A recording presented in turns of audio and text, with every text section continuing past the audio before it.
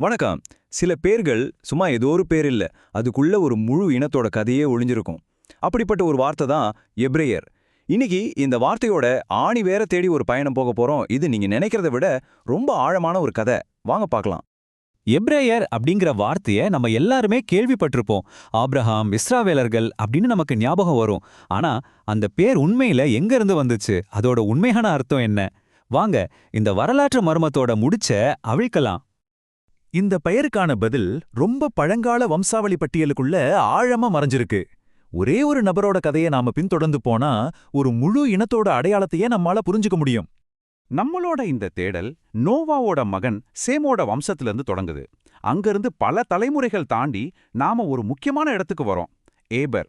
இந்த பேரை நல்லா ஞாபகம் வச்சுக்கோங்க, ஏன்னா நம்மளோட முழு மர்மத்துக்கும் திறவுகோல் இவர்தான். ஆமாங்க, எப்ரேயர் அதாவது ஹீப்ரூங்கிற வார்த்தை ஏபேர் அப்படிங்கிற பேர்ல இருந்து தான் நேரடியா வருது. அப்போ டெக்னிக்கலா பார்த்தா ஏபேர் தான் எப்ரேயர். ஆனா நில்லுங்க, இந்த பேருக்குள்ள ஒரு பெரிய அர்த்தமே அடங்கியிருக்கு. ஏபேருங்கிற பேரோட மூல வார்த்தை ஆப்பார். இதுக்கு அர்த்தம் கடந்து போறது. இது சும்மா ஒரு நதியை கடந்து போற மாதிரி இல்ல. ஒரு இடத்துல இருந்து, ஒரு நிலையில இருந்து முற்றிலும் புதுசான ஒரு இடத்துக்கு, ஒரு நிலைக்குள்ள நுழையறத குறிக்குது. இந்த கடந்து போறதுங்கிற விஷயம்தான் இந்த கதையோட மையப்புள்ளி. ஏபேரோட கதை வெறும் ஒரு பேரை பத்தினது மட்டும் இல்ல, அது முழு உலகமே ரெண்டா பிளவுபட்ட ஒரு தருணத்தை பத்தினது. அவரோட வாழ்க்கை காலத்துல மனித சரித்திரத்தையே மாத்தி போட்ட ஒரு பெரிய சம்பவம் நடந்துச்சு. ஆதியாகமம் 10ஆம் அதிகாரம் 25ஆம் வசனத்திலிருந்து இந்த முக்கியமான வரிய பாருங்க. அவனுடைய நாட்களில் பூமி பிரிக்கப்பட்டது.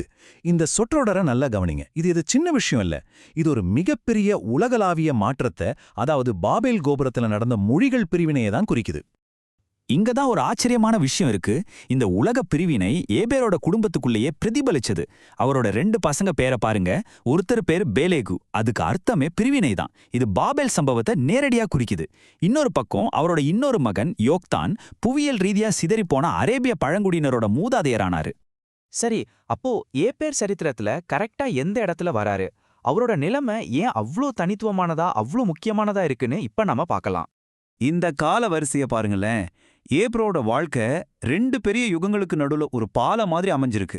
ஒரு பக்கம் பெருவெள்ளத்துக்கு பிறகு இருந்த ஒன்றுபட்ட உலகம், இன்னொரு பக்கம் பாபேல் கோபுர சம்பவத்துக்கு பிறகு பல தேசங்களா பிரிஞ்சு போன உலகம். இந்த 2க்கும் நடுவுல தான் அவர் வாழ்ந்திருக்காரு. ஏப்பர் கிட்டத்தட்ட 464 வருஷம் வாழ்ந்தாரு. நினைச்சு பாருங்க. இந்த நீண்ட ஆயுள் மனுஷங்க எல்லாரும் ஒரே மொழி பேசிட்டு இருந்த காலத்தையும் அவர் பார்த்திருக்க முடியும். அப்புறம் மொழிகள் பிரிக்கப்பட்டு மக்கள் சிதறி போன காலத்தையும் அவர் நேர்ல பார்த்திருக்க முடியுங்கிறத காட்டுது. ஆக முக்கியமான விஷயம் இதுதான். ஏபேர் 2 வேற வேற உலகங்களுக்கு நடுவுல ஒரு திருப்புமுனை மாதிரி நிக்கிறாரு. அவருக்கு முன்னாடி ஒரே மொழி, ஒன்றுபட்ட மனித இனம்.